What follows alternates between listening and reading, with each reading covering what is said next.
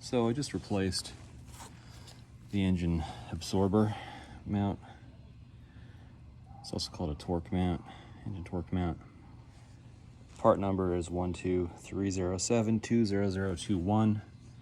It's on a couple of different Toyotas. So this thing, brand new, should have resistance in either direction and fairly equal.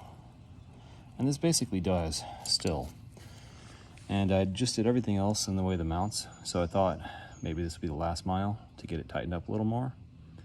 But you know, it's a Camry platform, 2002 Toyota Solara convertible, so you can't expect a whole lot of stiffness and firmness out of an open top chassis like that.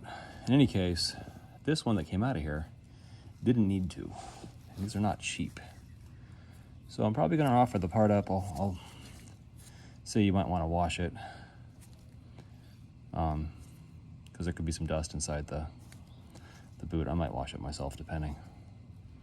And if you have an 02 Solara, send me some pics and I will send you the parts that I have for the V6 convertible specifically with ABS.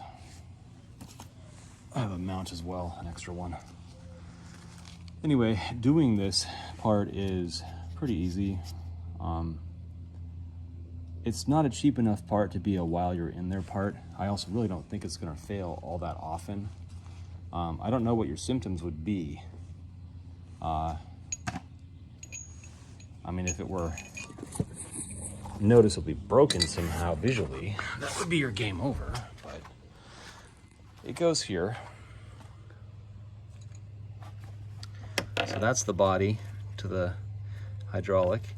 And there's one bolt there and another bolt there. They're 12 millimeters. And there's one here and one here up against this space between the motor and the transmission.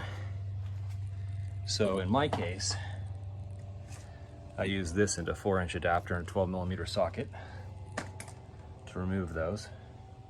And again, you're looking at this shape in there, right?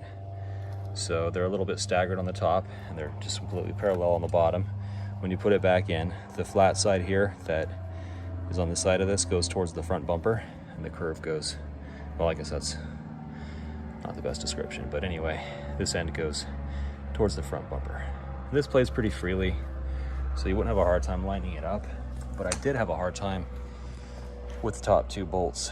And you want your car completely cold to be in here, because I mean, this bung on the oxygen sensor gets hot in like 2 seconds of running the car, or 5. And of course your hoses would be hot as well. I found it really helped to come over from this side, lean over the car, use my right hand and get those top two bolts. And then I used all these extensions, and you need another 4 or 6 or so inches to get the other parts out. A combination of this breaker bar and the socket, a mini socket. And I used 22 foot-pounds for the lock point going back in, especially because of the aluminum that's behind this top. I don't know what the spec is. 22 is probably not the exact right number. So that's what I did there.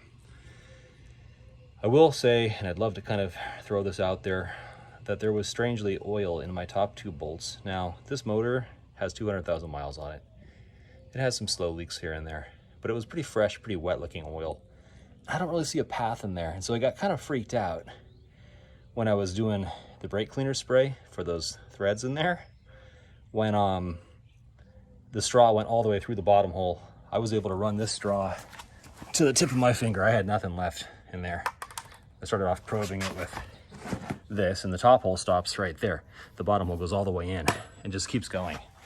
So I thought, if that's got fluid in there, I'd want to know, which would make no sense because the Toyota doesn't do that. And if they did, there'd be silicone on the bolt, and there wasn't. But it's odd because it was wet and a very deep hole. And, you know, we won't get into what that could do for dirty minds. We'll talk about cars here. So I started the car and thought, let some fluid shoot out of there if it's going to. Talking about cars again.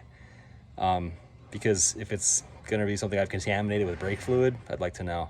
Engine oil, I wouldn't worry so much. It would cook off pretty quick, but I wouldn't want to have my transmission drowning in maybe an ounce of brake fluid. And I wouldn't have a panic attack, but I'd probably run it just to get it a little warm and then go do a fluid flush I was planning on doing anyway.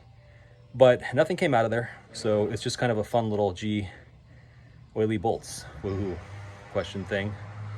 And I'm curious if anybody else has done this or does this afterwards, to leave comments if your bolts on the top are oily and if you found out where the oil was coming from, because it seems a little strange.